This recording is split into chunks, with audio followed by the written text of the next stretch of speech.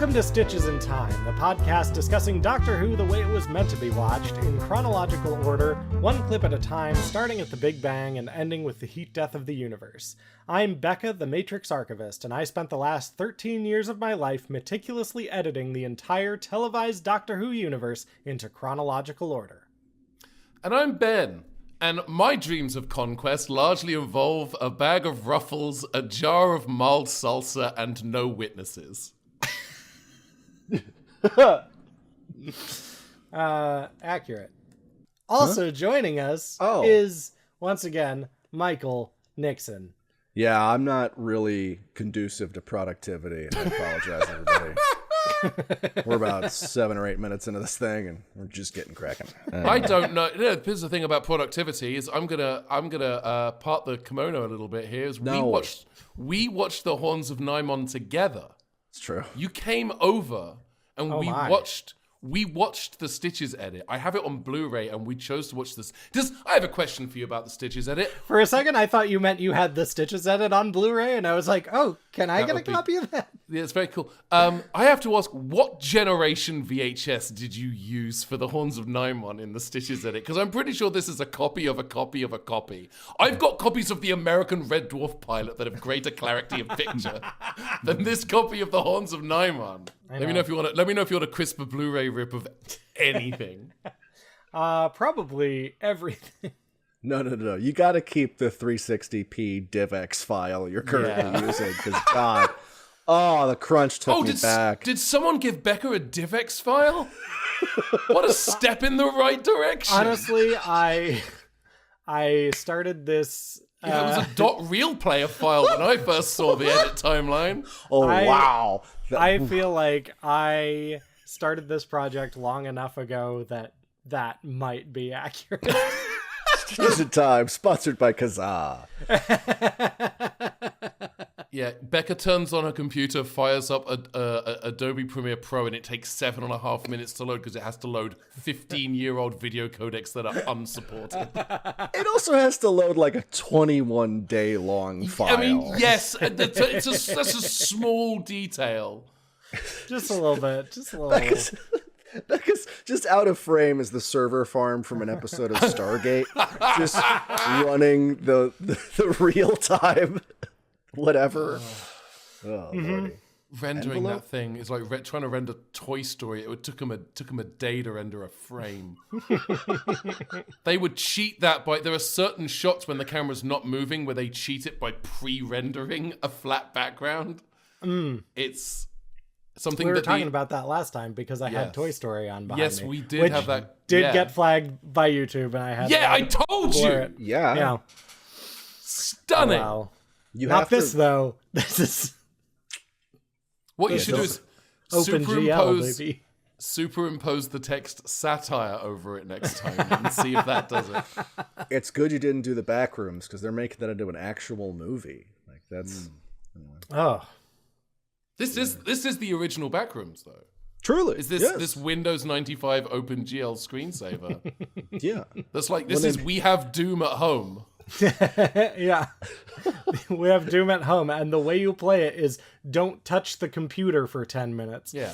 When they release the Backrooms movie, the credits have to include "Based on the Screensaver" by Microsoft.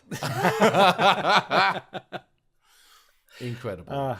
This is all going to be comedy gold for our audio only listeners. I was going to ask, are we still a Doctor Who podcast? We might be. Was it ever? This is an anti-mental health podcast. Sponsored by Optum. Optum Behavioral Health. Sure. This feels like the Scanen version of mental health is making people listen to podcasts. Yeah, that sounds right. It is our soul deed. Yes, today we're talking about the Horns of Nimon.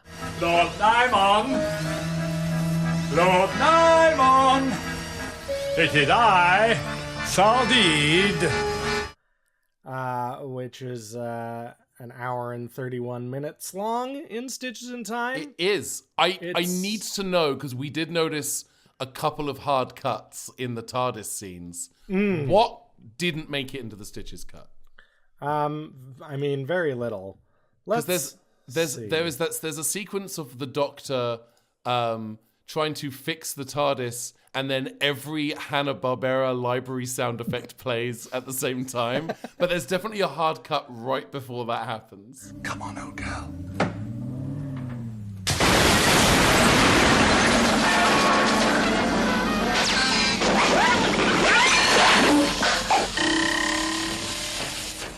Yeah, it's this is a weird one because Tom Baker spends most of episode 1 and like some of episode 2, I think, in just stranded in the TARDIS.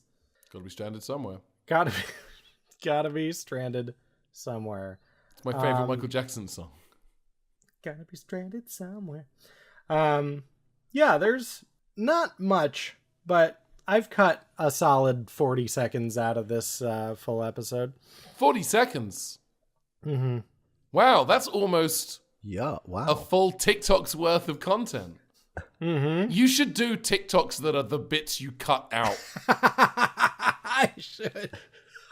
You know, like reverse Stitches in Time. The unstitched parts, something, I don't know. Stitches in Time, Unbound. Remnants. So you have to do some kind of legends. sewing. That's Yes. Stitches in Time, Legacy.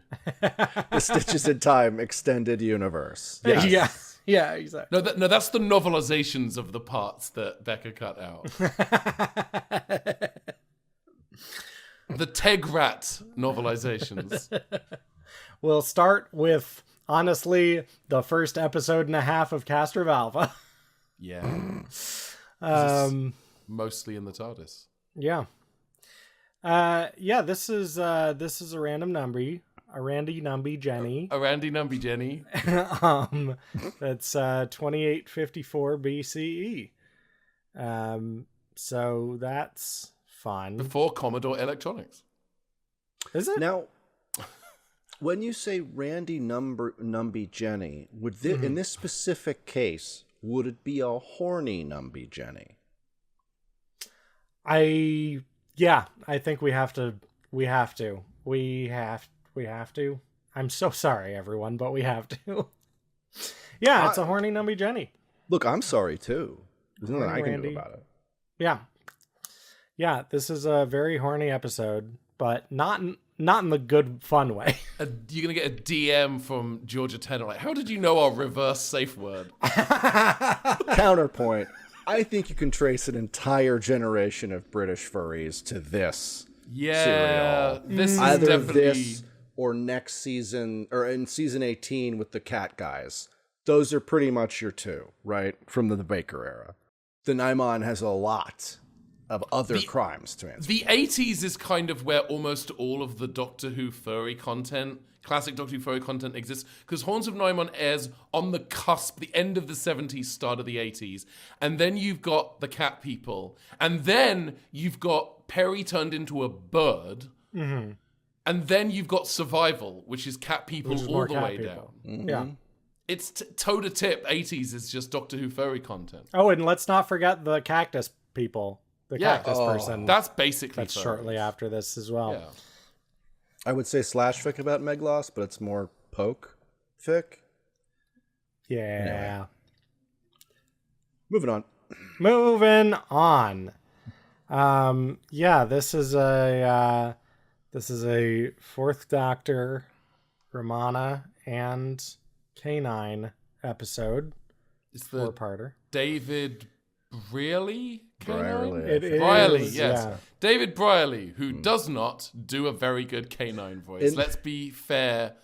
It's not great. He's doing... I am fully convinced he's doing his best. But in the words of Bender Bending Rodriguez, your best is an idiot. It's not... It's the worst K9 voice. And K9 already has an annoying but iconic voice. Yes. Yes, indeed. Yeah, I don't want to be too mean to an actor, but I do find Leeson's work stronger Yeah. I would say in my humble opinion, I think this is the superior Romana, the inferior K9 in terms of parts with 2 actors in them so far. Yeah. On TV. Yeah. This is one of the, I disagree with you regarding the Romane. Is that the plural of Romanas? No. I don't know. Okay, great. I disagree with you about the plural of Romane. But also, I don't know. I've always liked Mary Tam a little bit more, but this is actually one of the few Lala Ward, like, oh, she actually gets to do stuff, and I like that. Yes. And part of that is due to Tom Baker being stranded in the TARDIS for... It's something I like. I much like of the time. Romana getting to do stuff. And It's great. It's wonderful. this is where her sonic screwdriver shows up, and there's a great little bit where the Doctor's like, Yeah. God, this is so much better.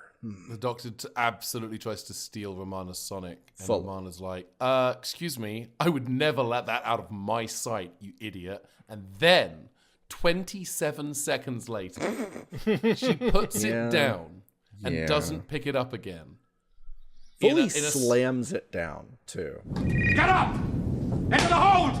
Move! I'm like, no wonder they never used the prop again. I'm pretty sure she just snapped it in half. Yeah. Giving it the full Matt Smith treatment. Matt Smith broke every prop he came into contact with. One of the reasons why they had to build a new TARDIS set at the midpoint of season 7 is because he broke every goddamn switch and dial on that thing. Oh my God. I did not. I don't know think about it's the this. thing. I want to elaborate. I do not think that is exclusively why they build a new TARDIS set. But I can't help but feel like we can either take this one apart with its elaborate custom glass blown time rotor, or we could just build another one. And I feel like I would just build another one. We could just build one with a goo panel. Matt can't break a goo panel, can he? Little did they know. Little did they know. He can break anything. That man is a gift to the props team, keeping them employed. I mean, we do, they do have to give him some deference since he is technically the first Doctor. Yes. They're right at the beginning.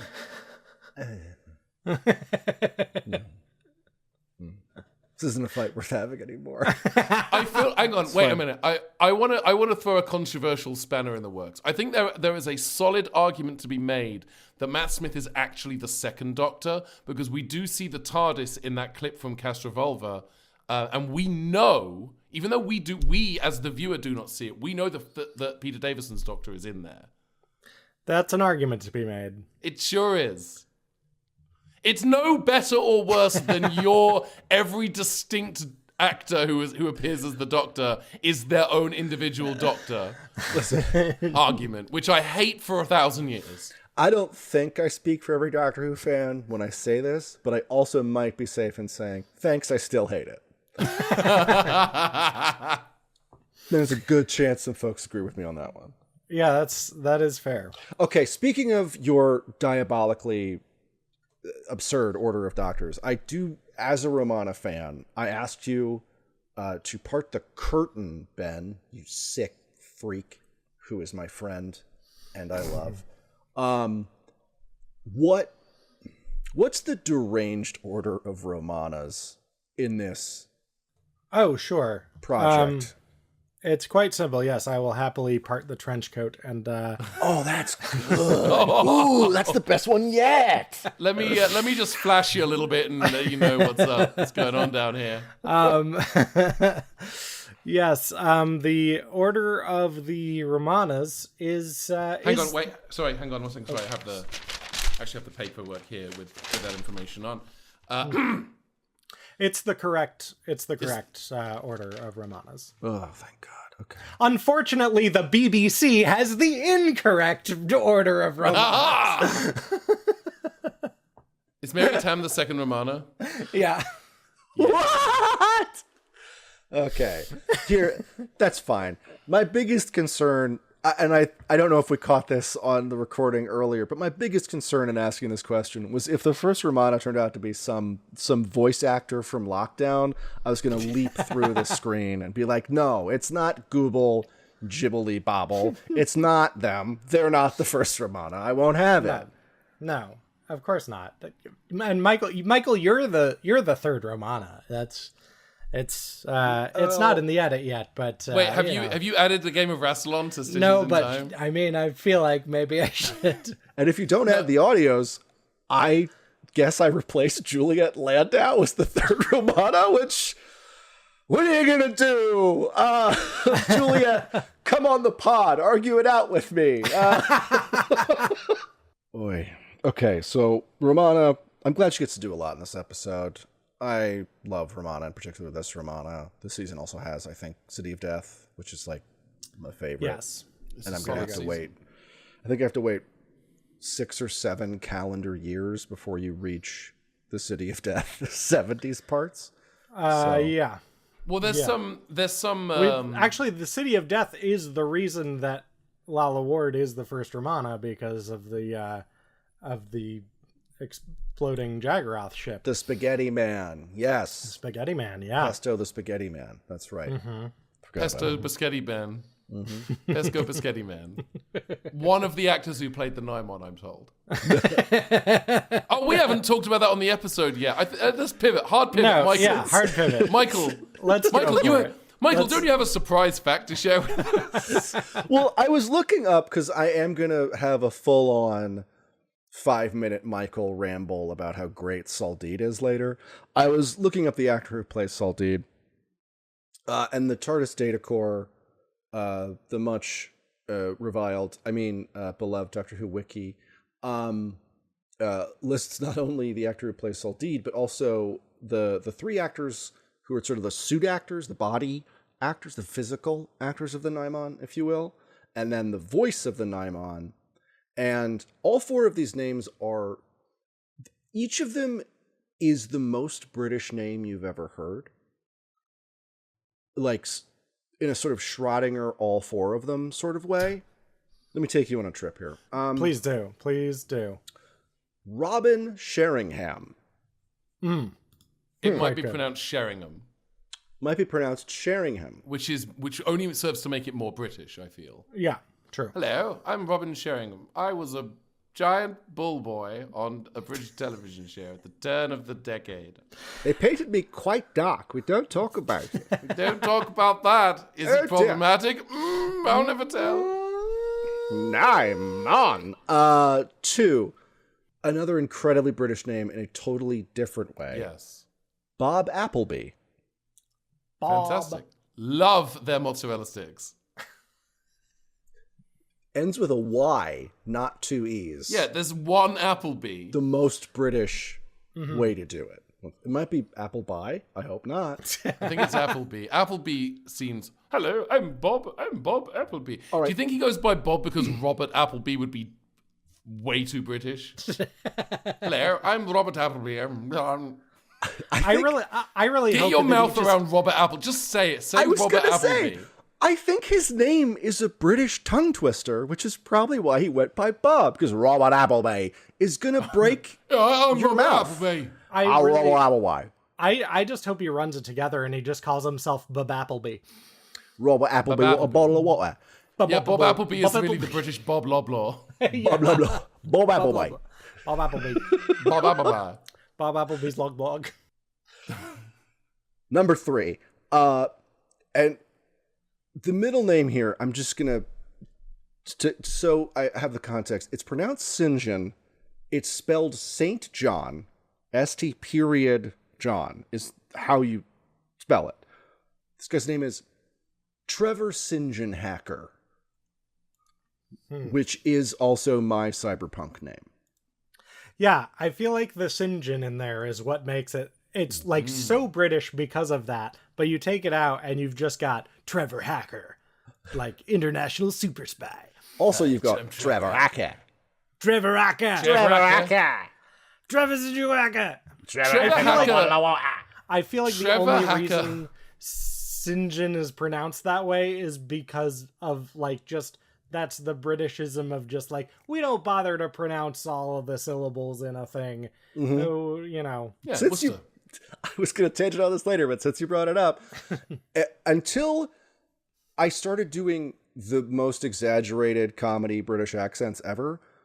It took me doing that to understand this bit in the book 1984, where Orwell describes the quote unquote ideal version of speaking their doublespeak language as being duck-like.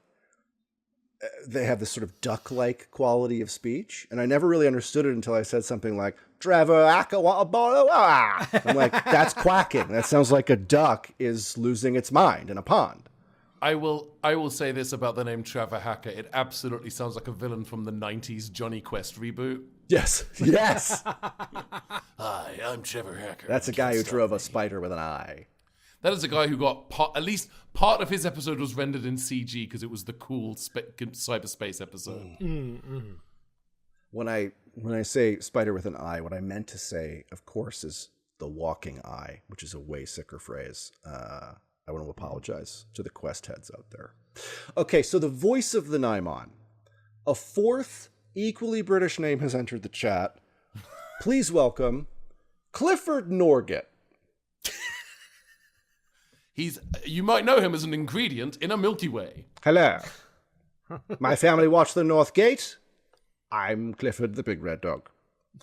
I'm the voice of the Nimon. Hello. The thing about the Nimon voice is anyone who is a Red Dwarf fan and remembers the episode Terraform, when Rimmer is slathered in oil and chained up, and his is it I don't know, it's not a lust monster, but it's like his self-loathing monster speaks. Like Chris Barry's just doing Clifford Norgate as the Nimon, and it's a very similar vocal effect that's been added. So I think what this means now is, Becca, is another opportunity for you to incorporate Red Dwarf into the Stitches in Time edit. I'm just going to put it out there. There's plenty of links. There's so much evidence. The TARDIS is on Red Dwarf. A phone box is on Red Dwarf, and therefore Ben wants me to edit Red Dwarf into... Ben, by your rules, you have to Time. include a clip of Family Guy in the edit of Stitches in Time. How comfortable are you with that, Benjamin? I think we can make that work. By your logic, any British show from the 60s that happens to have a phone box in the background has to be included. Oh, yes. Red Dwarf, that famous show set in the 1960s. Well, they did do that Kennedy episode. Oh, dang. Well, that just means you know where to put that one in the edit. True. Ben, I'm afraid you're going to have to make Stitches in Dwarf. Don't. I might. You Don't threaten me with a good time. If there's anyone who's destined to do it, it's you, Ben Paddon. The arc of this podcast is actually, Becca, you infecting Ben with the disease. The Stitches virus is just like moving over into Ben. Oh, no. Over the course of this thing. Initially, your vector was Mandy to get to Ben. Now you've got Ben direct. You got me. You got just straight away, just right into the veins. Yes. Got a Red Dwarf. I do want to do a little bit of a side note that I really, really I love about Stitches in Time, and both of you will hate so much, is an unearthly child. The episode. The first present day episode that takes place in Stitches in Time. There's the conversation that Barbara and Ian are having in the car as they're sort of like waiting to go into the junkyard. Becca, what have you done? Susan said these weird things to me. Oh, Becca! So all of those flashbacks are like a couple days before. Oh no! Oh, Michael, it gets so much worse for you. How? There's an episode of K9, The Australian television series, in which two of the characters get caught in a time thing and get zapped back to the 60s. And in the episode, as a fun little Easter egg for Whovians, there's a newspaper article with the date It gives it as November 23rd. It's an old paper, 1962. Becca. The paper's clearly a few days old, and you can just shift that clip straight out of the edit. Just shift it right off the timeline. Into the sun. Ben, okay, so this actually solidifies my point. If the Peter Cushing movies aren't in this edit, Red Dwarf can't fucking be in this edit either. I simply won't allow it.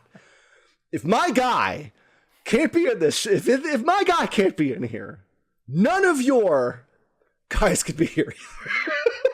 Actually, Michael, I think that's an excellent argument, and yeah, I will. And now you have to put the Word a guy off. That's not how that works, Ben. No. Peter Cushing had a headcanon for how the movies were canon. That Peter Cushing had a lot of cool ideas, but Grand Moff Tarkin wasn't wearing carpet slippers just because Peter Cushing's boots didn't fit, Benjamin. That's not how it works. But I would say that Picard did wear slippers once because they were not cropped out of the frame. Great, if that was in any way connected to the thing. All right, so moving back to the whole... Star Trek is now part of the Stitches edit. Okay, that I agree with, actually. You're going to have to do that. Because Russell T. Davies once said he did want to cross over with Star Trek. And when he was doing the 2005 show, the only thing that stopped him was Star Trek was Enterprise then, which is a great reason not to do it. Checks out. Yeah, if that crossover ever happens on television, Scott I might have to Bakula do things.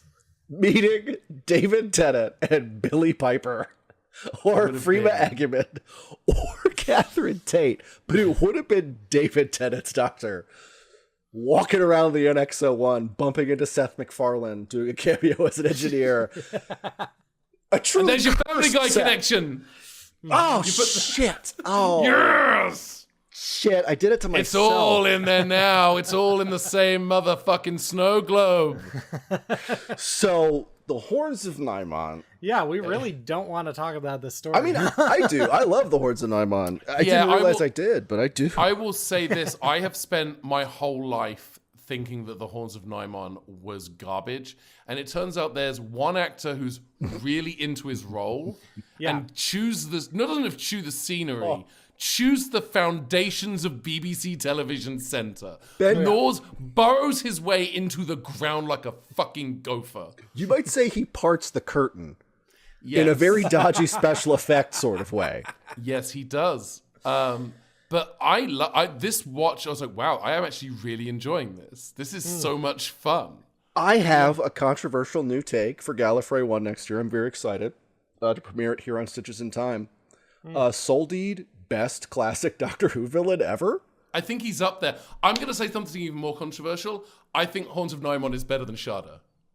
Well, yeah, because it exists. Yeah, it was finished.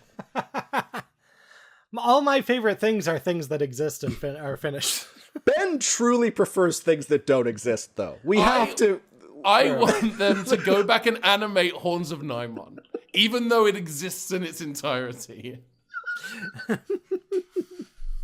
Now, hang on.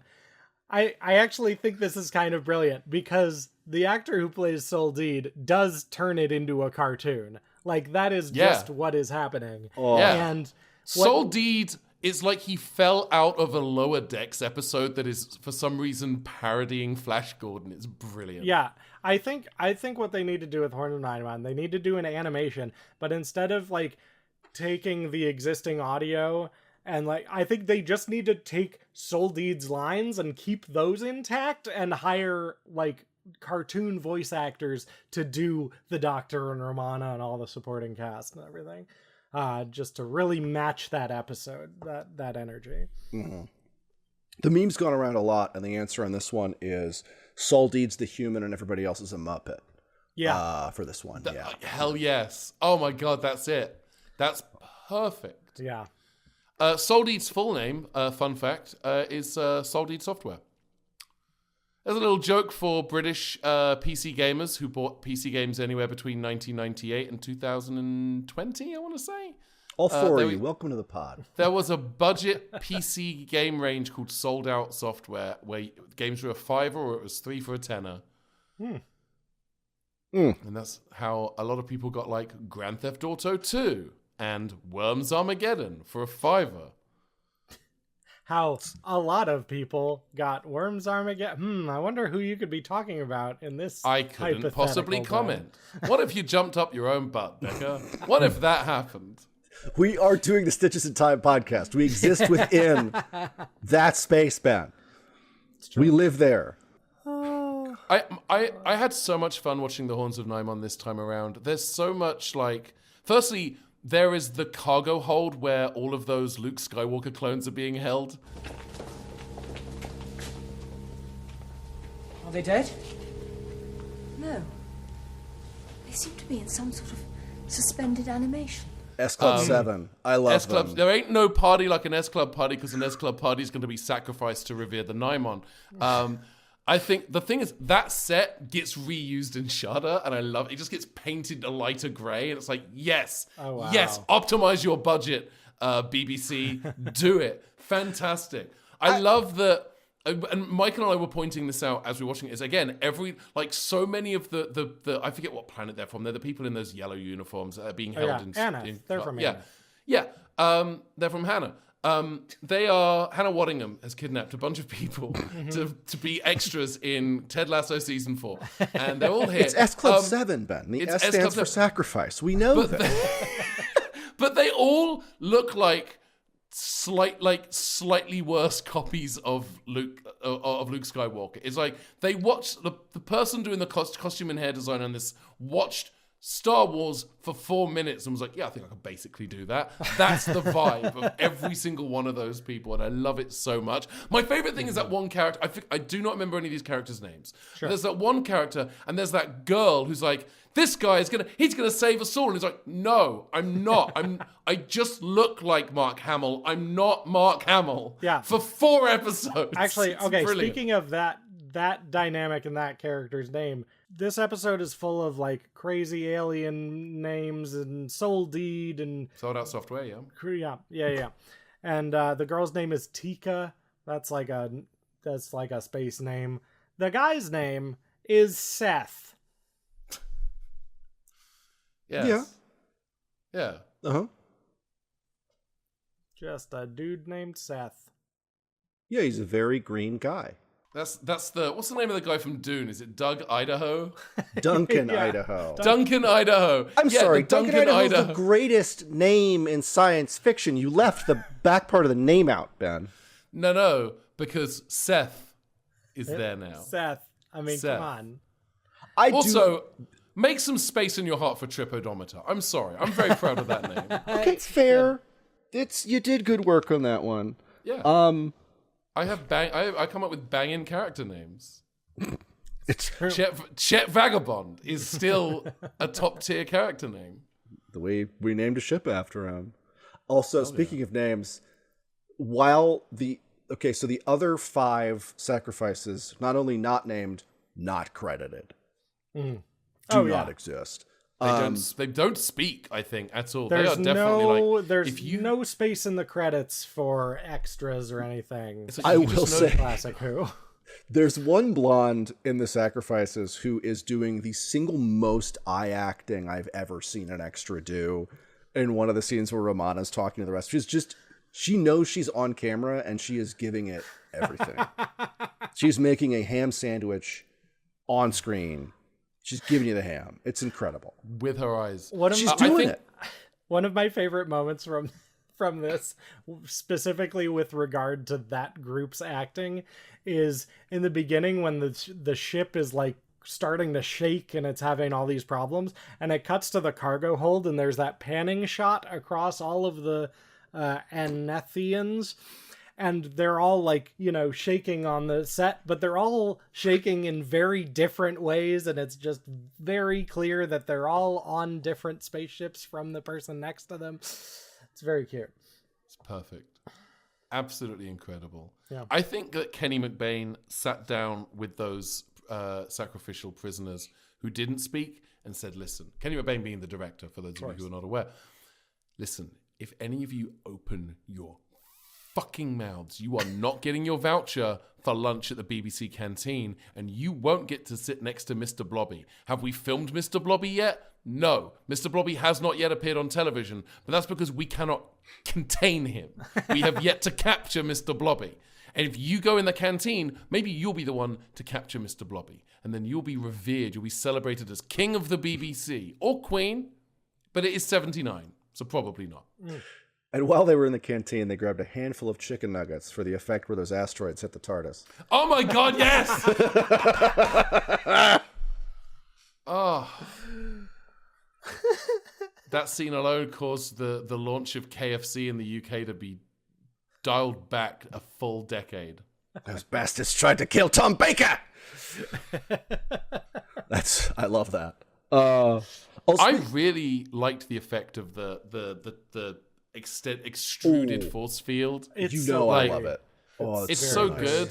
I'd forgotten they did that in this serial because I remember it from the way that they did it in the Chowder. It's clearly them animated testing it recon. out for Shada, which is Yeah.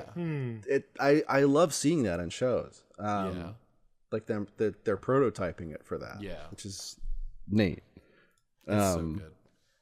Was Shada going to be the next one after Chowder this? would have been the season 17 finale, which is why this was a run of Doctor Who. Most of the Tom Baker seasons are almost exclusively 4-part serials, except for the last serial, which is a 6-parter, and Chowder is a 6-parter. But because Chowder got cancelled, Horns of Nimon is the only Tom Baker season that isn't part of the JNT era that doesn't end with a 6-parter. Although I think season 12 does not end with a 6-parter either. Well, if Shada didn't want to get canceled, it shouldn't have tweeted those things. Yeah. Okay. Is Shada No, on the I Epstein agree with you, list? and it's not just the things that Chowder tweeted. It's like Chowder, your likes are public. We can see everything that you have liked. In Shada's defense, Shada is an insane Time Lord prison, so Yeah. they're into some weird shit. It's just every time someone has just tweeted the word you, that's it. Shada is responsible for the most lock her up tweets on the platform, simply because Shada is a prison and was just kind of selfishly like, "Hey, here, Here, Yeah. come here, Hello. come here. you gotta try Shada. Oh my god. Come to Shada. Tom Baker That's or how Paul emails. McGlynn are here. Yeah. We don't know. Both are good. Speaking of the opening of The Horns of Nimon, I do really want to give it to the writer for the really subtle opening political commentary of our ships are old and I suck at computer. I just really thought that was like cutting edge stuff about the Brits. I was really blown away by that. Beautiful. Smoke. Chef's kiss right there. Right there. This is at least the first time I've noticed it in Stitches in Time, but I know this line comes up again and again in classic Doctor Who, but it actually has like a story reason and makes sense here. When somebody says, These corridors look the same. all these corridors look the same, which is definitely a phrase that I only hear in Perry's voice. Because I mean, but like that's a long-standing staple of like, let's put this line of dialogue in the script so that the producers and designers know that they can just reuse the same two walls. But this one had actual like, hey, it's a labyrinth. It's a shifty labyrinth thing. Yeah, I like that they brought out one of the dinosaur appliances from the Flintstones to go, it's a labyrinth. I think that was a really nice touch. I only ever hear all these corridors look the same in Julius Wahala's voice from Curse of Fatal Death.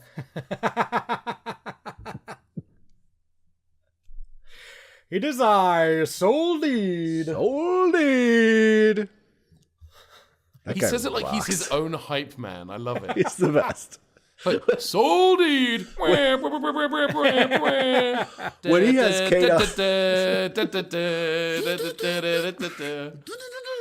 But he's got K9 at his whim. You know, he's completely immobilized and defeated K9 by placing him on a table.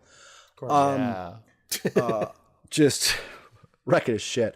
Soldeed is truly giving it his all.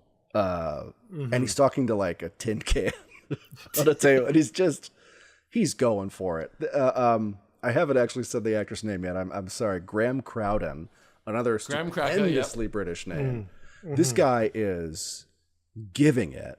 Also, something Ben and I can't remember if this was you or I think this was you, Ben. When we were watching, he calls for the Nimon like someone calling for their cat. Lord Nimon! Lord Nimon! It is I, Soldeed. Nimon! Oh, Nimon! I bring treats, Nimon. Nimon. Also, Din-dins for Nimon. that clip of him going, Nimon, oh Nimon, it is I, Soldeed. That happens twice, and I feel like It's the same clip, right? it's the same clip. Yes! It has to be the same yes! I thought I was going crazy when we were watching. clip. I'm gonna double check that, and I will cut this if it's not the same clip, but it's gotta be the same, because it's the same exact delivery and the same... Yeah, I think they just The trick reused is the clip. take those bits and lay them on top of each other in Yeah. Premiere. If I it's will not, absolutely he's an even better actor than I've been giving him credit for so far. Give him an Oscar for best villain in a television performance. Retroactive BAFTA, double BAFTA, BAFTROactive, yeah. all the way across the sky. Yeah. Yeah. Give him a BAFTA for every year since this performance. Yeah. The two BAFTA faces are kissing on the one you give to him. 'Cause I looked up Graham Cracker on the TARDIS wiki. He's well known for playing Dr. J.G. Jock McCannon in the BBC comedy drama series A Very Peculiar Practice. is he? Starring alongside Peter Davison, David Troughton, Barbara Flynn, and Joanna Pascal. Well, I apologize. It's about to be because I'm gonna watch that shit. Yeah, me too. Holy crap. damn. So, his daughter is Sarah Croden, who played Mrs. Gribbons in the Sarah Jane Adventures episode Eye of the Gorgon. Oh. Yes. Yeah. Eat that. That's what I call my morning bog hit. Eye of the Gorgon. Have an Eye of the Gorgon that's bitcher. In general, I think Soldeed's management style could use some work. Yelling, "You fools! You don'ts!" at his loyal employees is probably Insolent worm! not the best thing to do. Saying, "You insolent hussy!" to Romana, you're going to HR for that. You're not allowed to say that Romana, you anymore. dumb slut! You just can't. You can't be saying that shit to the co-lead of the show. Soldeed, we had the sensitivity training yesterday. What are you doing? Mary Whitehouse is next door. Graham, what are you doing? I want to shoot a skit, and I want to make the costume and everything, and have Soldeed like, "Oh, you meddlesome hussy," and then hard cut to an HR office. So Soldeed, we know why we're here. Dibs on playing Soldeed, because I don't know how I did it already. Is Graham crowding me? Did I fall Cracker. back in time, you, weeping You angel fall back in style? time and become Graham Cracker. He's just going for it. I love this. I said this on Saturday when we were watching it. It's the role you were born to play, but you were born in the wrong decade in the wrong country. I was born 10. Literally, the episode is 10 years before. Yeah, I did. Genuinely. Oh my God. I pitched this. For those of you who aren't familiar, we do the game of Rassilon. We do a live show at Gallifrey 1 every year where we play the Doctor Who role-playing game. And what I typically do is I have everyone pick a companion and a doctor, and then we roll to see who's the doctor. I did accidentally pitch Oops, All Villains as a potential upcoming year, where I have everyone pick a villain. That's amazing. Yeah, so that might happen in 27 or 28. We'll see. That would be a lot of fun. Yeah. I don't know if I'm looking at Graham Cracker's face on the. I want to create a redirect so that if I go to tardis.wiki/wiki/Graham Cracker, it takes me to Graham Cronin's page, and I might do that and not tell anyone I've done it. Great. You'll know after you listen to this episode if you go to. This is truly. This is using your powers for good, Ben. This is right here. Yes. This is good chaotic. Stares at the camera. This is the game of Rassilon. Right. Stares at the microphone? No, hang on. Okay. The picture of Graham Cracker on his TARDIS. Stop it. No, I His won't. name is Graham Chowder. Please. Okay, so the picture that they've used on Clam Chowder's TARDIS. Now the entire state of Maine is after us now too. The facial expression is he's gone to the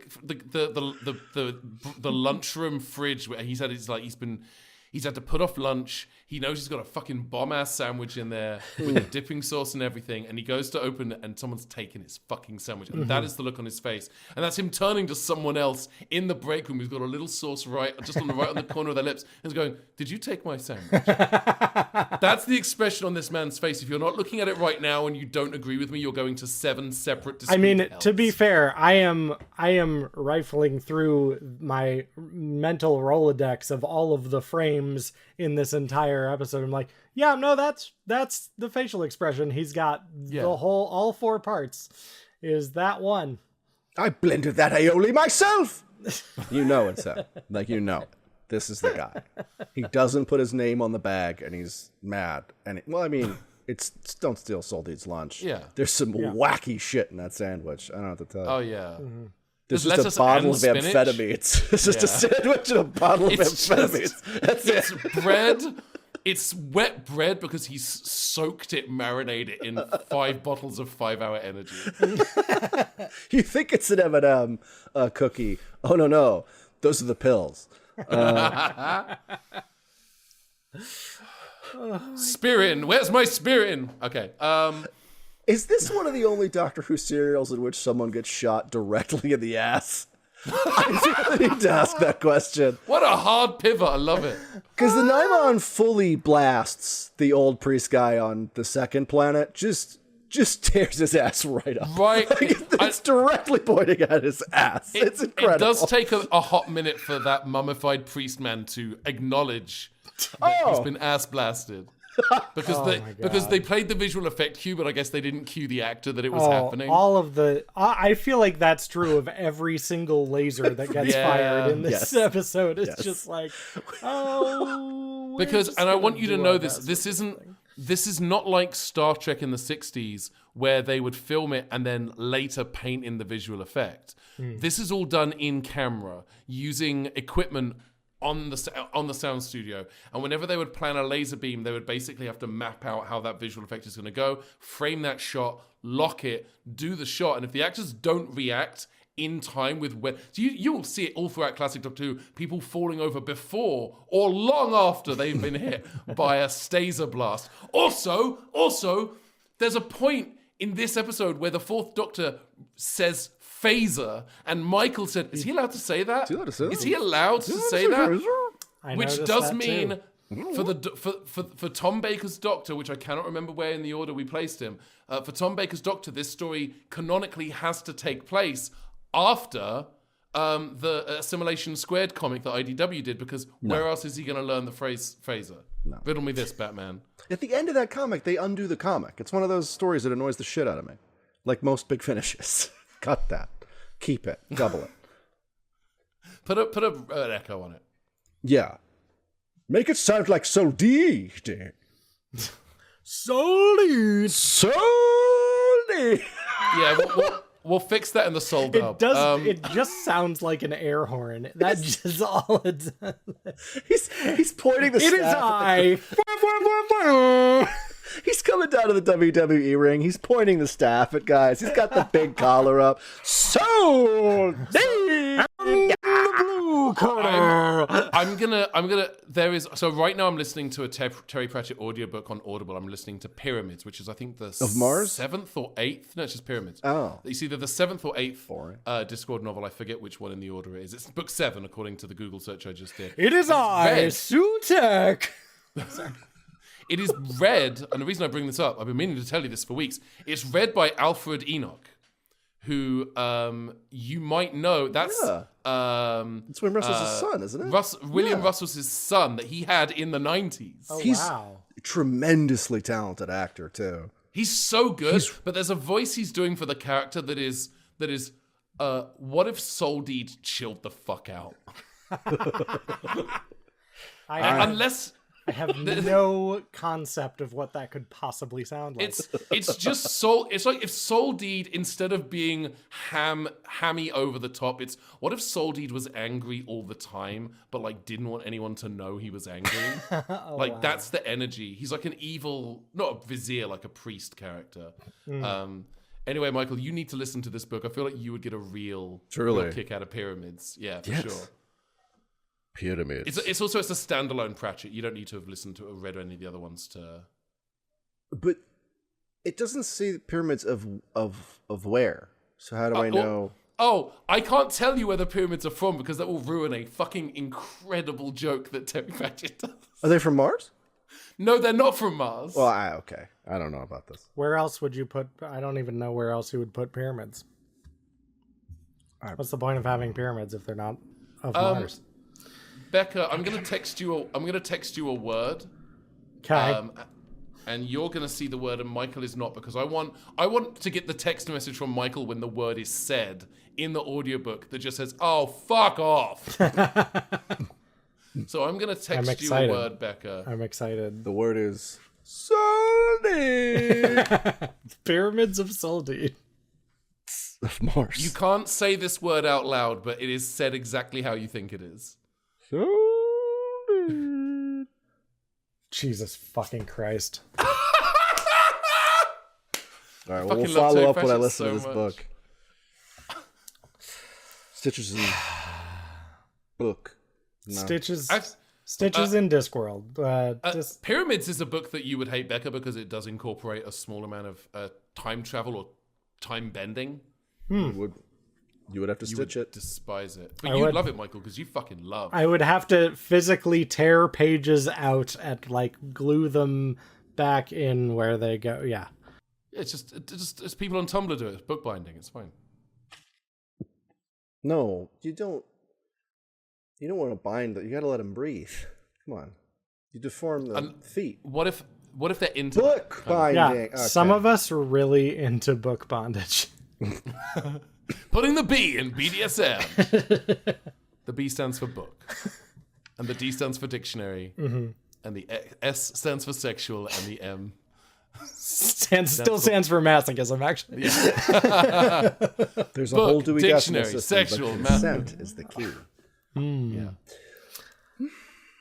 Okay, I do want to flag another moment that I absolutely loved in this. So they're on Skanos, and they have the Home of the Scarlex. It was on the planet Skanos that my old friend the Master was finally put on trial. Skanos sounds like a third-party video editing plugin from the late 90s that you needed, like one of those. Oh, you need this program in order to use your video toaster. Yeah. But then they sort of towards the end of it, they discover that there's like the not transmat, but basically transmat to the Krinoth, the current home planet of the Nimon. And there's a moment where the Doctor opens the capsule, goes Romana, and then it's just full of Nimons, and he closes it again and sends it back to Krinoth. And then they step out on Krinoth and they go, This is Krino. We have not moved. This is Krynoth. We have not moved. And I'm like, did you not notice the insane dude that just went Romana? And, like, it's not a big capsule. Like, it's not. Did any of you see that? Sorry, I wasn't really paying attention. I was reading the in-flight safety instructions. I was playing Candy Crush on. I was gazing. How many into a candies have you beautiful crushed eyes. today? 3. I have crushed 3. Oh my god. Yeah. There's a lot of... This is a fun... Listen, hey, listener, if you want someone to recap the Horns of Nimon for you, there are other podcasts that will do that. Yeah, that's not Don't listen to them. Just go and watch the Horns of Nimon. I'm pretty sure they uploaded it to the classic Doctor Who YouTube channel sometime in the last few months. It is so good. It is so much fun. You've got one actor who's clearly, like, just fucking going for it. It is ridiculous. Mandy sat down with us and watched it and stayed for the duration on purpose. And she did not, firstly, doesn't like Tom Baker's face, and did comment, her comment on this. This is Mandy's contribution to the proceedings. Please. She loved the lighting in this story because there are so many moments where the light, it seems like the person handling the lighting was like, you don't need to see Tom Baker's face. It's fine. But this is a story with Tom Baker in it. And Mandy doesn't have to record a podcast about it. And she stayed for the duration. She stuck around for the whole thing. That's pretty amazing. That is a testament to just how bangers and mash this entire thing is. I love this. I loved Horns of Nimon. I had so much fun with it. I am 100%, maybe this weekend, I'm going to watch it again with the commentary. Michael, do you want to come over and watch Horns of Nimon with the commentary? I'm not going to promise that on a recording. Because I'll play it back to you if you don't show up. We have audio of you saying yes elsewhere in this podcast. Yeah, I'll just splice it in. It'll be fine. Yes, Ben, I'd love to watch the Horns of Nimon. Saltine! When does me yelling Saltine pop in? My favorite character is Saltine! I would love to see Saltine talk about the Horns of Nimon. Now I feel like I do have to, as a post-credits thing, edit together a supercut of every time any of us has said Saltine! Nimon! Get your scritches out. How? I've got a bag of treats. I've got some Nimon nib. Oh, it's the worst when you gotta clip the Nimon's horns. Oh my god, you they gotta won't chase sit them around. still. Oh, fucking. What I do is I give them a little treat and put a little butter on their paws because then they're focused on like licking the butter off of their paws and they're not focused on what you're doing to their horn situation. By the way, as you pointed out when we were watching the episode, the horns on the Nimon are also used on the model of the Nimon's headquarters. It's the same horns. It's the exact same. Are they physically the same exact things? They are. They do appear to be 100% made of the same material. Oh, the model horns. I don't want to take credit for that. I'm pretty sure Mandy was the one who pointed that out. I do want to give her you're right. dues. I think Mandy did point that out. Also, the model horn, vastly underrated roller coaster at Disneyland. I'm a big fan of one of my it's no, I don't really like it. I'm more of a Jungle Cruise guy. I just like the Yeti. It's just about that Yeti animatronic that hasn't worked since 1969. It's also a Doctor Who problem.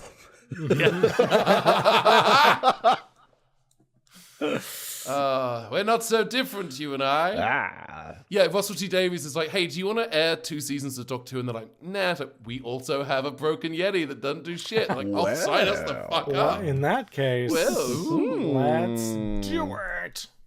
I do want to flag that there's a clip from The Creature in the Pit in which Tom Baker references Theseus and Ariadne and the story of the Minotaur in the labyrinth because he had that big ball of string.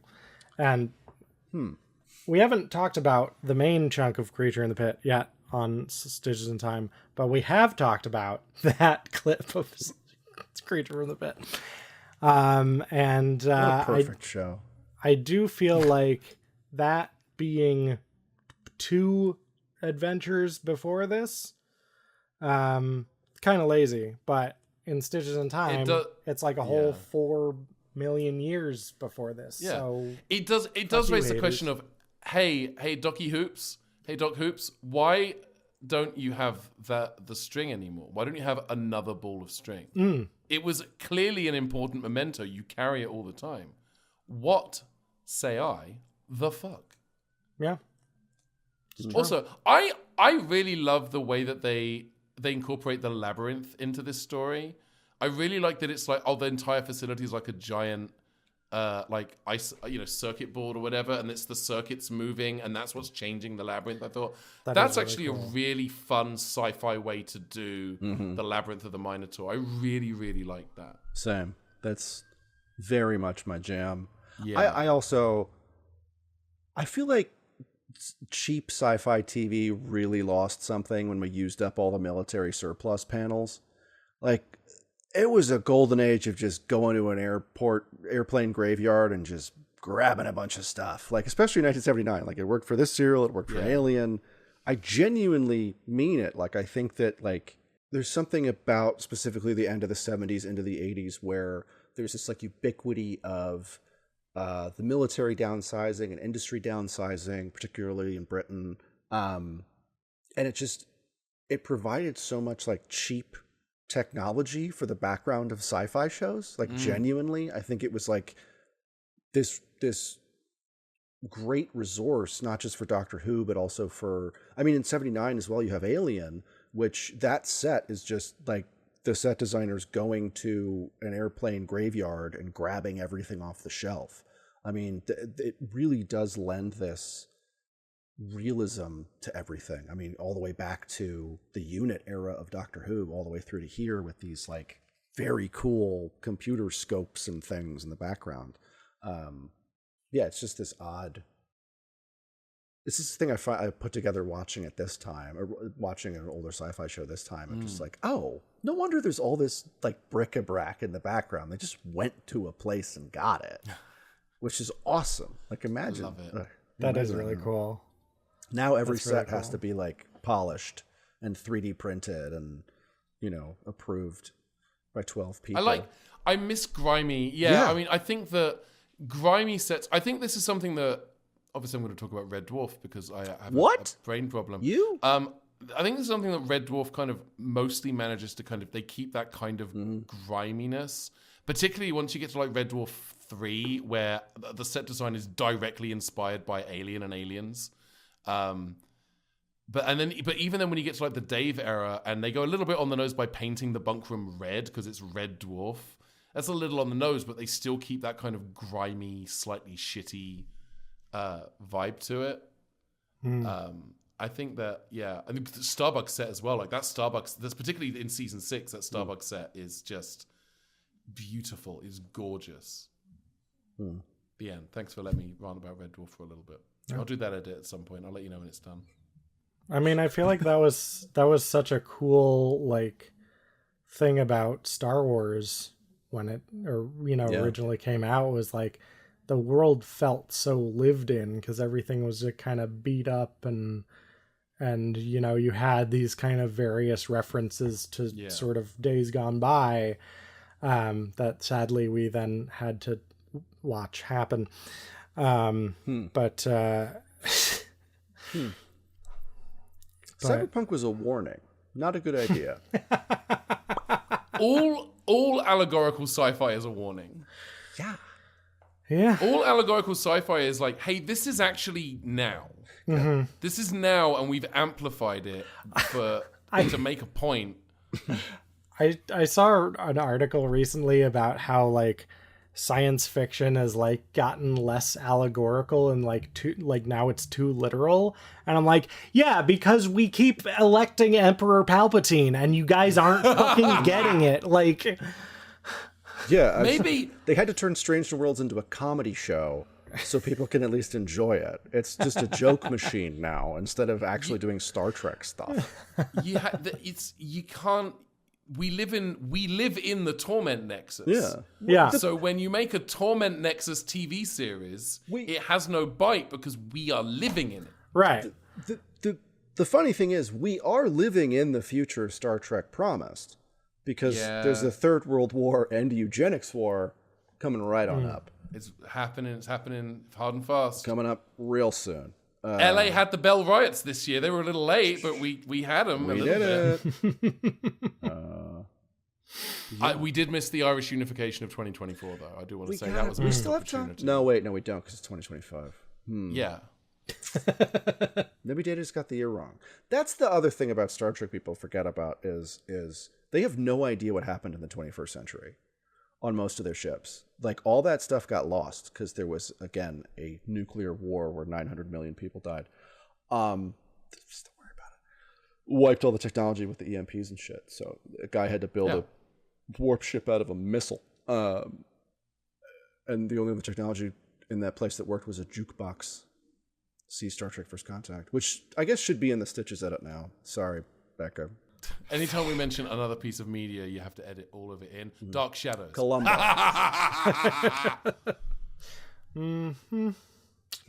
Countdown. Columbo, the TV movies. All of Columbo. You got to have it, even the bad Columbo, because that's That Japanese Columbo. anime where a guy gets hit on the head and thinks he's Columbo. It's a live action show. Oh, it's a live action? It's a live action show. Oh, that's even better. I can't find a sub of it, but the clips I've seen of Columbo and Shinano look fucking incredible. The guy is channeling Peter Falk. It's amazing. Is it? I need to know if it's licensed is the thing. No, they just did it. They just fucking did it. I love that shit. It's Oh like my God. Detective Conan. There's this manga series, Detective Conan, about this like guy who gets shrunk down to be like a little boy. He's like a little boy detective or whatever. But the back cover of every Detective Conan features a famous real life or fictional detective. And eventually they were on like volume 64 or whatever. And the detective on the back is Columbo. They're like, check this guy out. Columbo. Perfect. First name Lieutenant. Actually, it's Frank. Columbo. Frank Drebin Columbo. Frank Drebin, Demolition Man Columbo. Yeah. We are so on top. None of this is for Horns of Nimon. The But entrance. we're having fun. The 'Cause it's a entrance to fun the story. labyrinth Yes. is the time lash, right? No. Wait, hang on. Because I think the visual effect is similar, because the time lash also uses those you're going into the fish section of an indoor market in England. Yeah. Kind of rubber curtains that they've like digitally painted out using an in-camera effect, like was it CSO? Yeah. There's probably a and the yellow, difference- a bright yellow curtain. Is the Yeah. craziest part about that. Yeah. Every time Soldeed walked through them, I expected the kind of Bernard Black going through the hanging beads in what's the name store next door. Like that's when he like him confidently walking in and just like flapping his arms through. He always goes in staff first when he can, just so he can like move the shit. The only difference between this and the time lash is the time lash was smaller, but also had Christmas tinsel around the edge. I forgot about the Christmas tinsel. There's just tinsel. That's a great way to mess up your CSO effect. Oh no. Yeah. It's all right. It was Time Lash was of course salvaged by the incredible writing, and it's famously a beloved episode of. The highlight of a beloved era of Doctor Who. Speaking of blasting, in part 3 of this one, Romana just starts cutting loose with a blaster, and it's pretty great. fun. I gotta say, I really enjoy when she's like, "Oh, these computers? You mean these?" just cuts loose on them. It's a pretty good time. This is a fun. Firstly, Romana's outfit. Like, listen, I'm not for fox hunting. I'm for this outfit. Yeah, this outfit is It rips and slaps. It fully every Romana outfit. Rip this and season tear until it is done. fully This outfit goes. is fucking incredible. I mean, True. most of the Graham Williams producing era, they have. I mean, I think at this point, June Hudson's working on the show, and the costume designer June Hudson, and she's just doing like the work of her career with Romana's stuff. Oh yeah, it's incredible. Oh yeah, it's June Hudson. I'm looking at the crew list now. She's amazing. Yes, she used to be very prolific online. Less so of late. Hopefully, she hasn't passed. Cut this if she has. She is still alive and kicking. The TARDIS wiki lists her birthday as between 1st of October and 31st of December 1932. Wow. This gal was- rules. Born somewhere within a 3-month gap. Anytime somebody's got something like that, you're like, this person is sick. Yeah. This is a rad person. Because you know, at some point somebody was like, "Hey, June Hudson, how old are you?" And she was like, "Go fuck yourself." It's my birthday today. Get me a cake. Yeah. It's like 3 months later. She was like, "It's my birthday. I want another cake. I mean, a cake." Shit. Oh my god. But she deserves it. Let her eat cake because the outfits are great.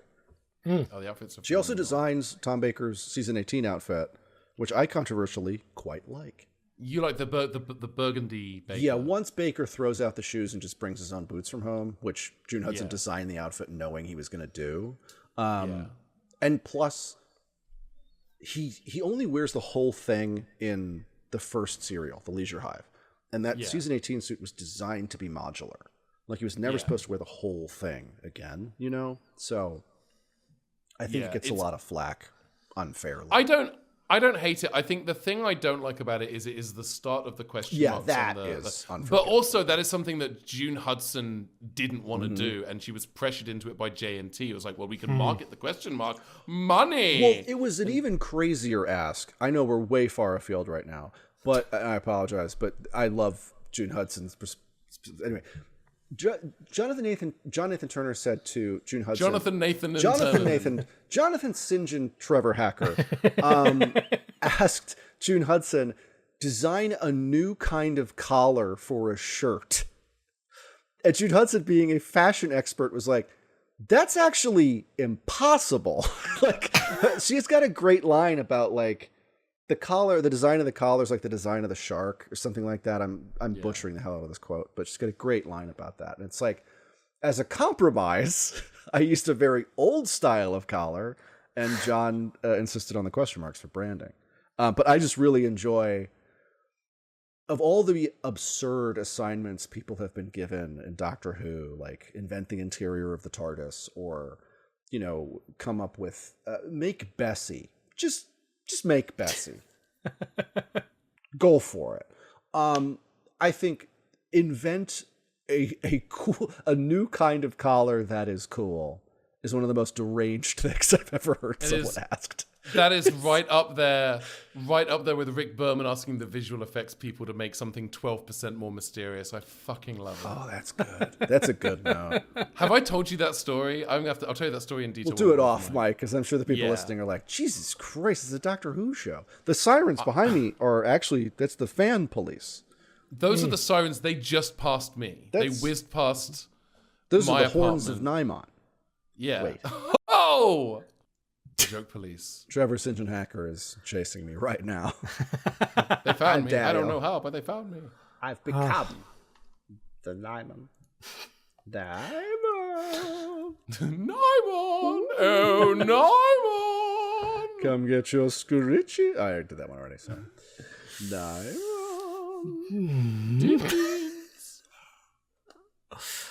What a time. Yeah, Nimony. Just a truly solid serial. Also, in a serial full of great and also questionable names, I do really like the move of they're just named pilot and co-pilot. The two guys driving the ship. They don't get names because one of them dies 2 minutes in. One of them dies 2 minutes in, and the other one, like, has a whole character arc, and like... He steals his hat, and then he has a haircut so insane, I thought he was a separate character. I was like, oh, wait, this represented the Lollipop Guild's the co-pilot. He takes his hood off, and all of a sudden, it's like a fucking Garnier commercial. It's just like, it's just these golden curls of... He's got the like absurd like 30s like top curl. It's just a haircut. It's a style we don't do anymore. He is a man in desperate need of an oversized lollipop for sure. It's adult Tintin as well. Yeah, it's like he's part of a adult Munchkin. I don't know how that. Yeah, he doesn't like cut this. He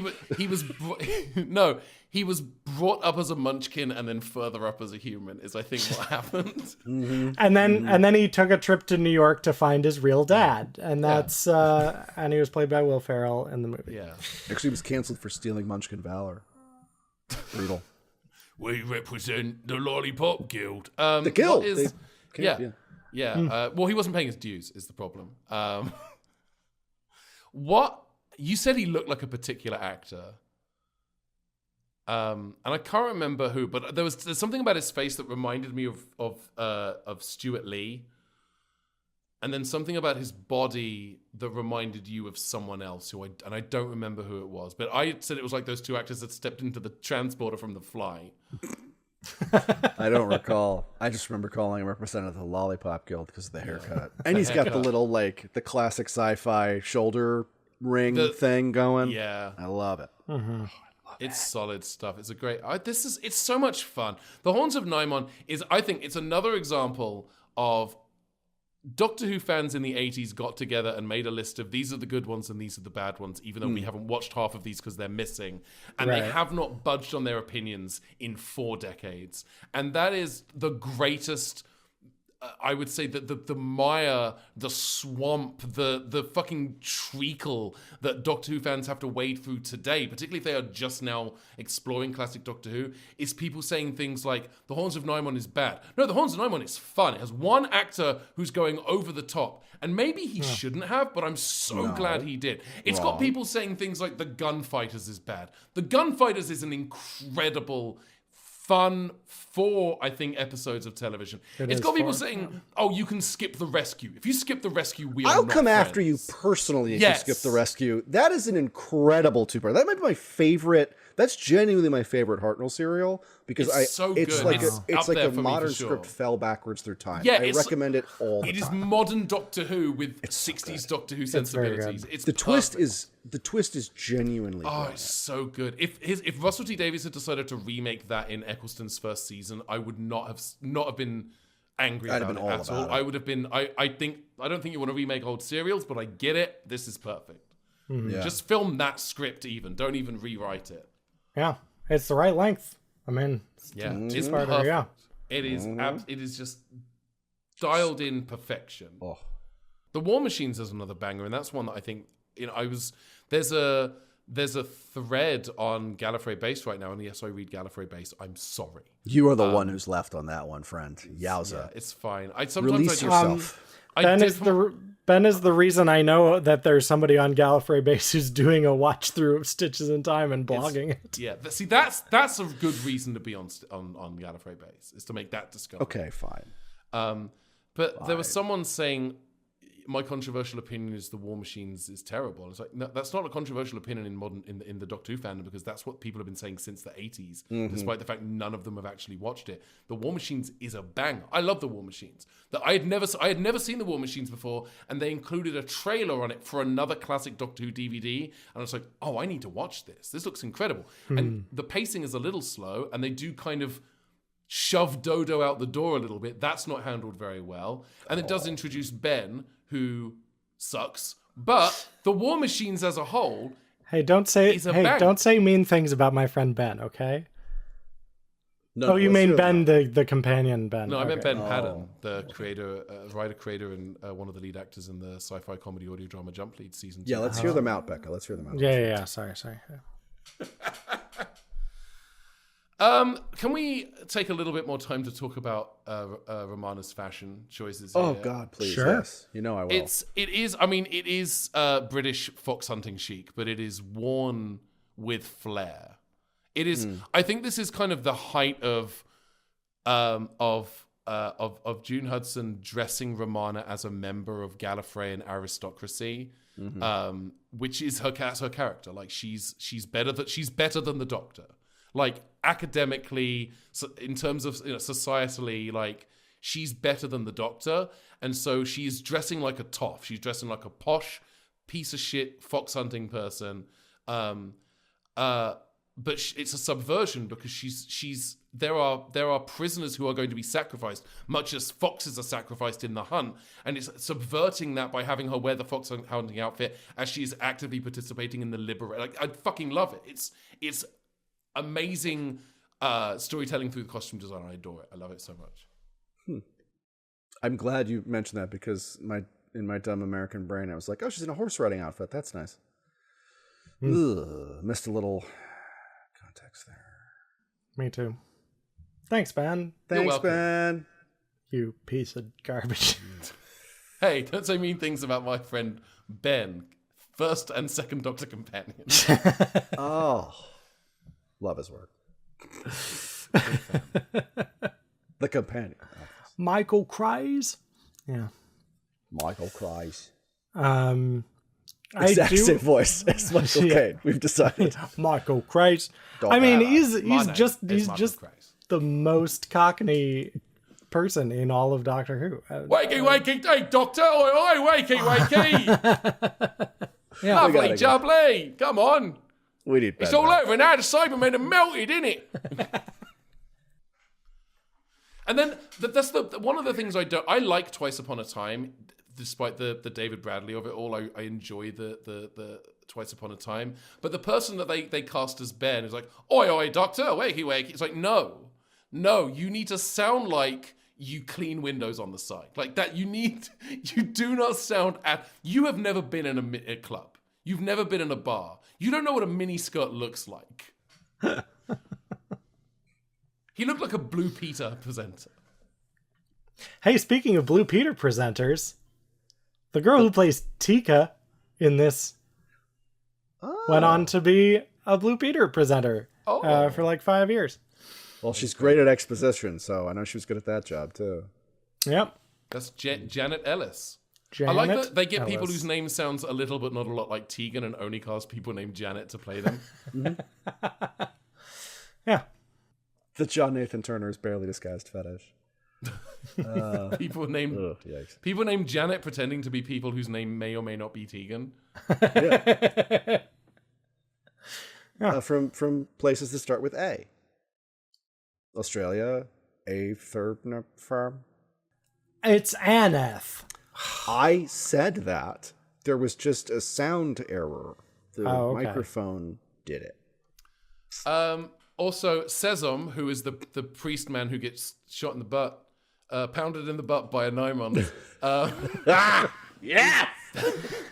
There are so many good episode titles coming up on this. The Chuck of Tingle, yes. I mean, the horny Nimon is still the strongest, because it's just really true. John Bailey was also in the Censorites. I love the Censorites. I love the Centaurs. He played the ship commander in the Censorites, and then he was in the Evil of the Daleks. He played the scientist Edward Waterfield in Evil of the Daleks. Damn, one of the greats. Wow. Yeah. Hell yeah. So yeah, he's performed with 3 of the first 4 Doctors, and then he died. Oh. He died on 11th February, 1989. Didn't even make it to Valentine's Day. Didn't even make it to have a cameo in Dimensions in Time. He didn't. No. But I think he saw Survival. He would have been able to see Survival Part 4, so hey, at least there's that. Moving on. Yeah. Pounded in the butt by the Shit. Nimons. I'm very proud of us for making it this far without mentioning Douglas Adams once. Oh shit, that was the thing the thing about season 17 and 16, season 16 and 17, I'll do them in the correct order. So much of the ingrained quote unquote wisdom about them comes from Gary Russell reviewing them, a guy who would later become a producer of Doctor Who. And just a truly weird thing you begin to clock is that Gary Russell does not like Douglas Adams. Gary Russell thinks that Douglas Adams is kind of a prat and is like, he complains that City of Death is a script written by someone who thinks he's smarter than he is. And I don't know how to tell, I've never met Gary Russell, but dog, none of us are as smart as Douglas Adams. I'm sorry, man. True. You fuck it up, brother. I don't know what to tell you. Yep. But a lot of that wisdom comes from that guy, and he's just a guy who didn't like the thing that we all love about season 16 and 17. Wild. Yeah. So yeah, a lot of that wisdom truly, like we were talking about earlier, it comes from just one guy who I disagree with, but was also instrumental in bringing the show back in 2005. So yeah, what do we know? I don't know. I only dislike him 40% now. I don't know. Yeah. He made a great Silurian at Galley in, I want to say 2011. Wow. They made him up as a Silurian. They did like one of the panels in the main in Program A was the makeup team from the Matt Smith era turning him into a Silurian, and he looked great. Oh he was walking around the rest of the day in Silurian makeup. I would too. Hell yeah. Okay. I like him more. That's good. All right. Thanks, Ben. I needed that. The more we have Michael on this podcast, the more he's gonna love Gary Russell. We're just gonna convert him slowly but surely. Urge to hug, rising, rising, Soldi, Russell, Gary, Russell. Gary, it is I, Michael Nixon. Gary. I want to talk about City of Death, Gary. Gary. And that's how Michael got a restraining order from former Doctor Who script editor Gary Russell. That's why I'm not allowed at Gallifrey 1 anymore. No, they can't stop me. It's going to cost Gary Russell $250 just to come into the country. I don't think he's coming to Gallifrey 1. What have we Just done? the fucking visa thing. We've turned this whole fucking country into a prison cell. This is pretty buck wild. Cool. This is the thing. If I go back to England and I come back, I'm a legal resident. Do I have to pay the $250 visa integrity fee? Ben, you just did that. Did you have to pay the $250? Or is it a new fee? It was part of the big, beautiful bullshit bill. Off. Yeah. Hey, Ben. Yeah. Senator Chuck Schumer worked really hard to change the name of the bill. Oh, good. Okay. What's it called now? The One Big Beautiful Bill Act. They didn't fucking change it. It worked, Chuck. The important great thing work, is that the Democrats leapt into action. When Amy is the less lamentable Schumer, shit's gone awry, dog. You fucked up. All right. Yikes.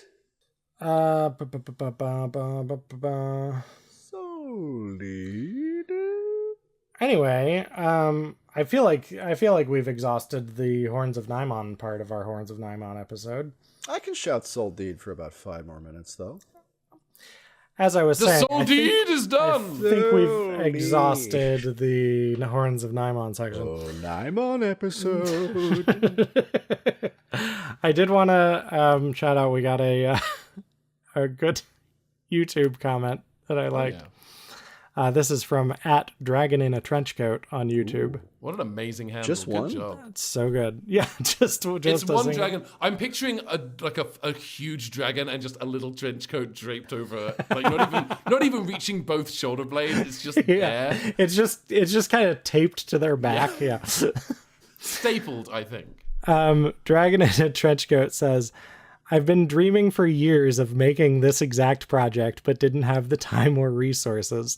Today I set out to do half the work just for fun, watching Classic Who, writing out time codes, and researching dates that weren't obvious. And during my research, I found your project. Thank you for saving years of my time.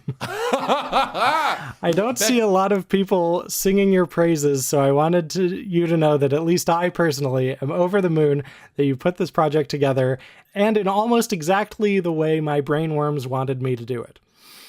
We had the same brainworms. Yeah, it's contagious, as we've discussed. On Yeah, I this will be episode. editing Red Dwarf into chronological order.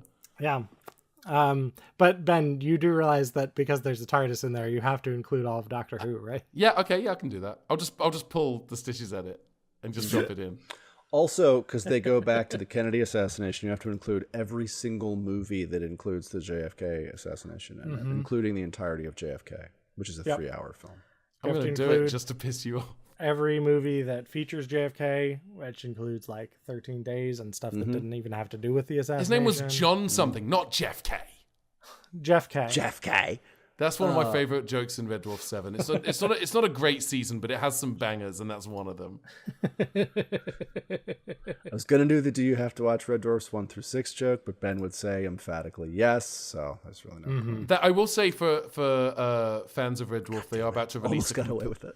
They are about to release a complete box set that has all of it from season 1 right the way up to the special that they released in 2020. Nice. That it is being called the Red Dwarf Complete seasons 1 through 13 set, which is inaccurate. Yeah. But okay, I'll take it. They did it just to mess with you. Yeah. There are You're gonna have problems to with make the a box custom art sticker. too. There are some art issues with the box art that upset me on a deep level that I find personally offensive. But it's just they've got the characters in silhouette, and the shadows don't quite line up with the bottom of their feet, and it's bad. And it makes me upset. Like that. Yeah, I'll send you the artwork when we're done. Amazing. Michael, thank you so much for joining us. Where can you be found? Where do you do things on the internet? Well, first, thank you again for letting me rejoin the show. I'm a big Romana 2 fan, so this was a good one, a big one for me. Easy request. I'm also a big Romana 2 fan. I know. This was a Romana 1 episode. Sorry, I had Get to. out of here with that. No, Yes, don't do had that. to. Just leave.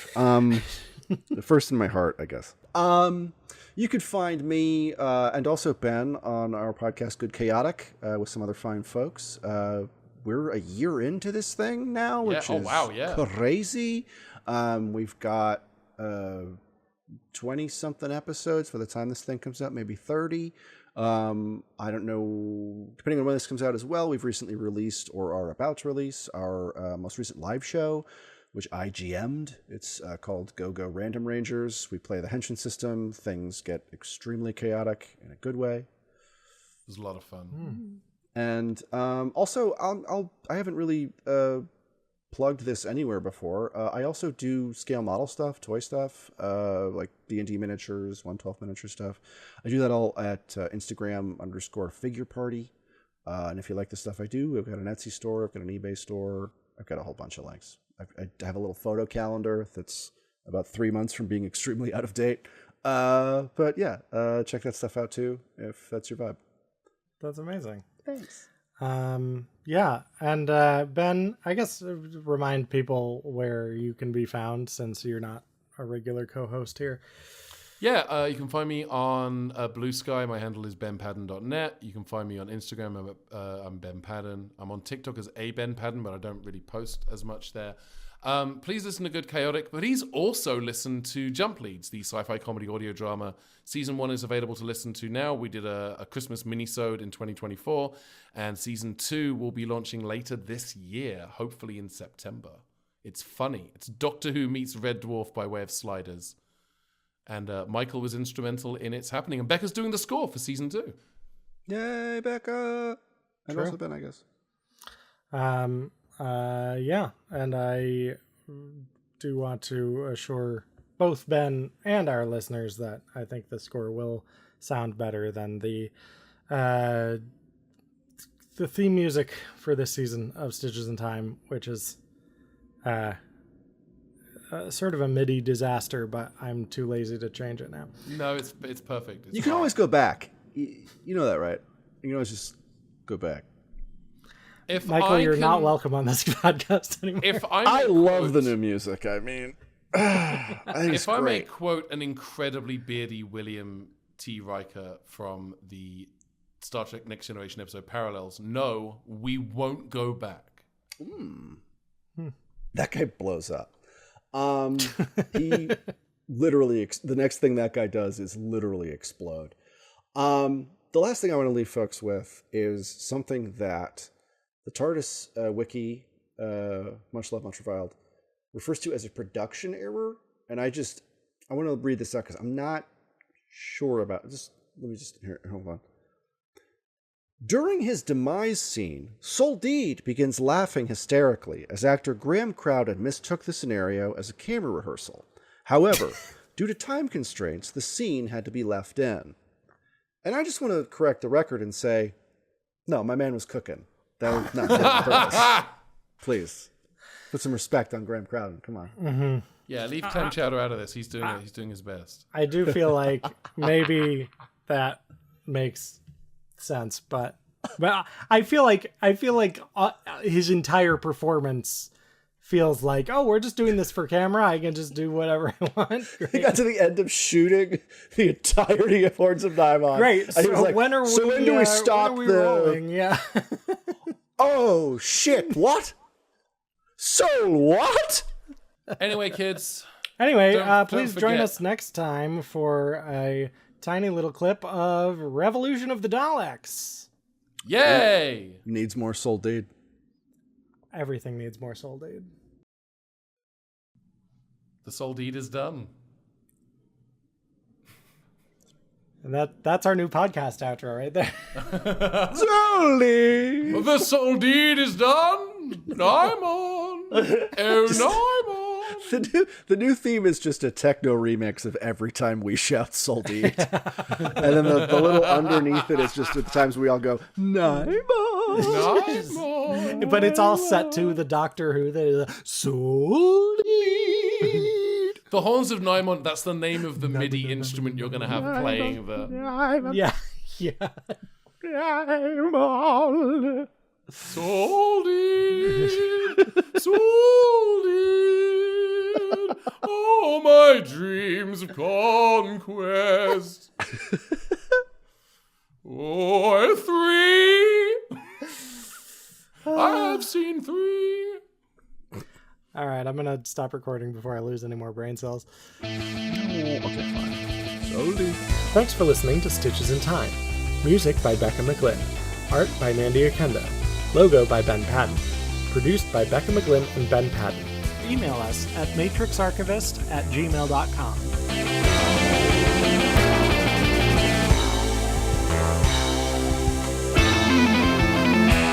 If you're happy and you know it, and you really want to show it, if you're happy and you know it, clap your hands. That sucked. I hate that. That's I right. hate The that first, that worked. but that's why you have 3 people doing it. It's actually perfect. It really is. It's so perfect. Too perfect, maybe? I go second next time. Yeah, it really you put a little Shatner stank on it. when you really fuck with the tempo towards the end, it's maybe not the greatest. Well, but when I get increasingly it still frustrated works. with the ask as I realize I'm doing 5 times the fucking work mid-sentence, I'm like, fuck! I wonder what it would be like to be crushed to a singularity. Don't stand there wondering. Do something. What? Put it together again. Oh my god. As if the 3 suit actors for the Nimon's names weren't incredible enough, I just saw the name of the voice of the Nimon. These are the foremost British men who've ever lived. Name-wise. Incredible. Just preparing that for later. I'm so excited for this to be revealed. I'm not looking anything up. I should let you start your podcast. I apologize. Yeah, I guess so. I'm truly a terrible guest. Love the project. Think the podcast is great. Regular listener. Just will not let you do the job part. I apologize. That's all right. Ben, are you ready with a thing? I freestyled my thing last time. It came all to right. me in Great. the moment. I love it. Hell yeah. Let's I cook. love that. I didn't realize that Mandy was doing that slightly more than half of the time, and I've got a lot more respect for her now, and you now. So Yeah. I would be filling a notes app with just shit. I have spoken with the Nimon. And what does he say, Soldeed? He says many things. and now we have a plane. I also, yeah. Yeah. Why is it we have a plane when the plane is collecting an award at school, but I have a plane when he's beating up the other planes at the airport? You know why, Ben. Who taught plane how to fight? Ben. There's no inappropriate. I started playing Mortal Kombat when I was 7. Plane is okay to play Mortal Kombat. It's clearly not true. Ben, It was Mortal Kombat or Dalek Attack, and Mortal Kombat is easier to buy on the Xbox Game Store. Okay, that is the lesser of 2 evils right there. Yeah. Ben, this is the reason that we're not married anymore. Oh wait, was I supposed to sign that paperwork? Uh-oh. Oh, if only I knew where you lived. If you bang on your wall hard enough, I can hear it on my wall. I wish that were more true than it is. We can round that sentence down to when Becca bangs, I feel it. That's why we're not married anymore. That's, yes. All right. I'm glad to be a witness of the clip of this show that goes viral. Yeah. Thank you, everybody. It's great being here. Take hanging a out. hike. Take a hike, cheating Coldplay CEO and HR person. Hello, two podcasters casually talking about sex. It's never been done before. It may never happen again. quite rare. We are Vincent van Gogh in a podcast, slowly rotating podcast studio as Bill Nye talks about us talking about banging against the wall. Sorry about the beard. The beard being, I guess, Mandy in this situation. I'm not entirely okay. Yeah. Hello. We think do a that's podcast and we're normal about it. Hi, how you doing? Hey, and you know what? Speaking of that podcast, also joining us is once again Michael Nixon. That was merely a warning.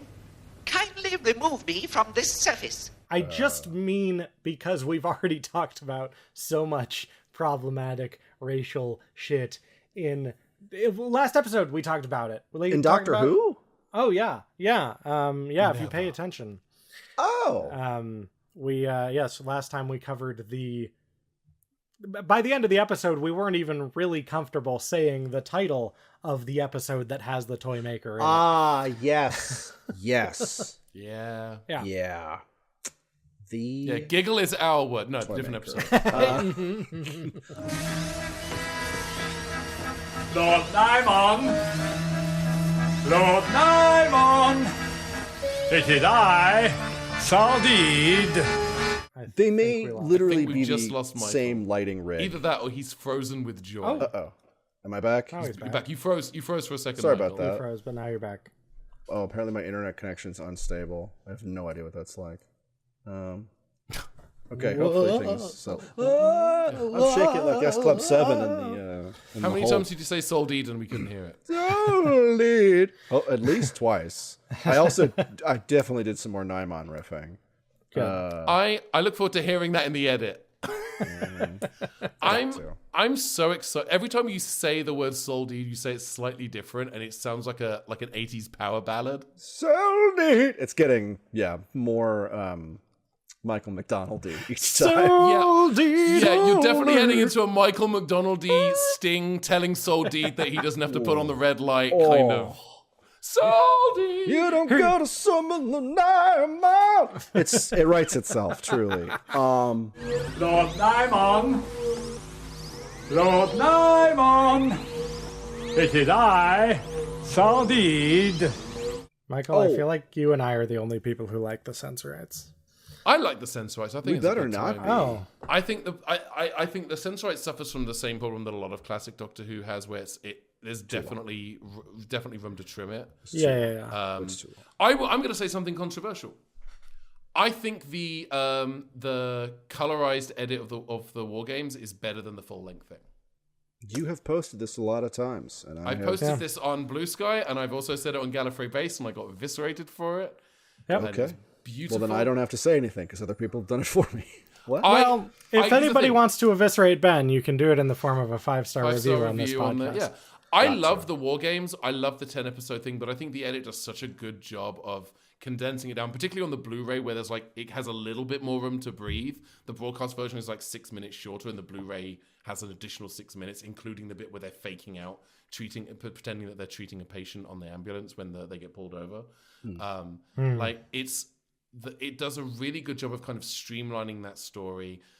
Even if you take the colorization out, even if the thing was not in color, which the colorization is so good, it's so much better than the Daleks colorization. It's very good. But even without the colorization, I think that edit does such a good job of taking the essence of the War Games and paring it down to its essentials without losing anything critical.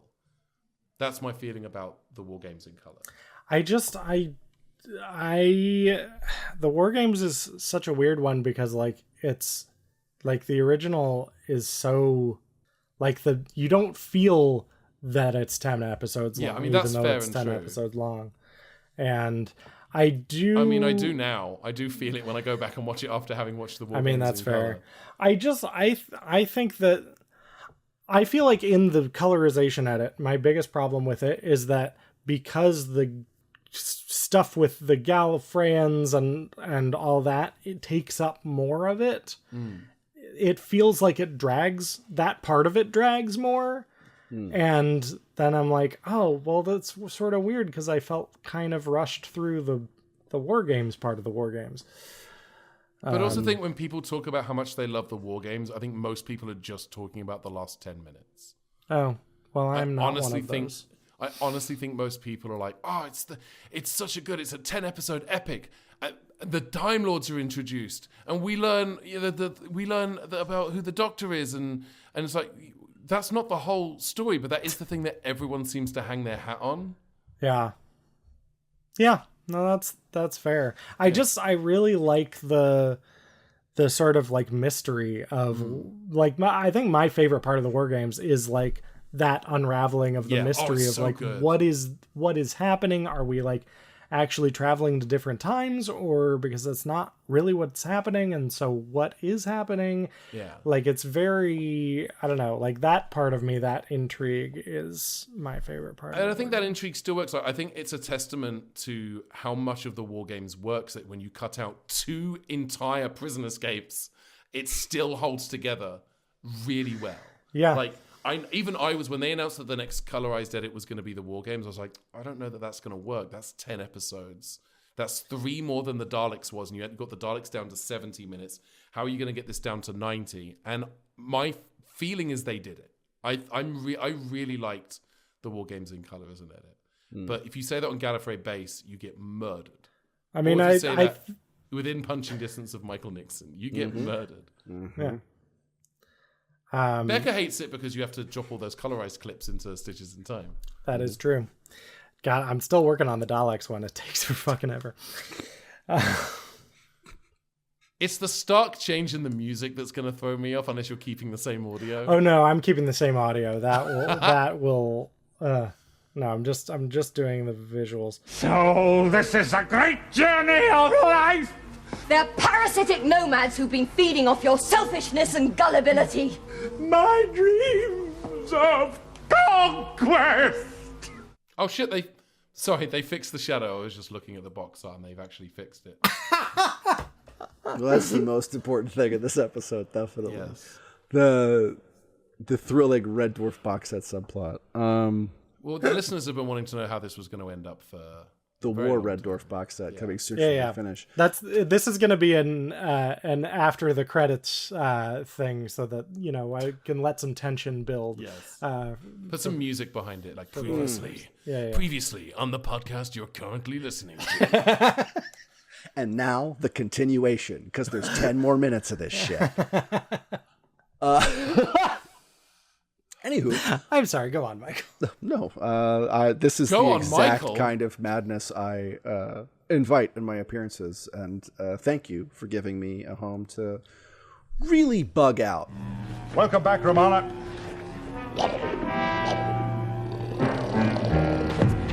Oh, my prophetic soul.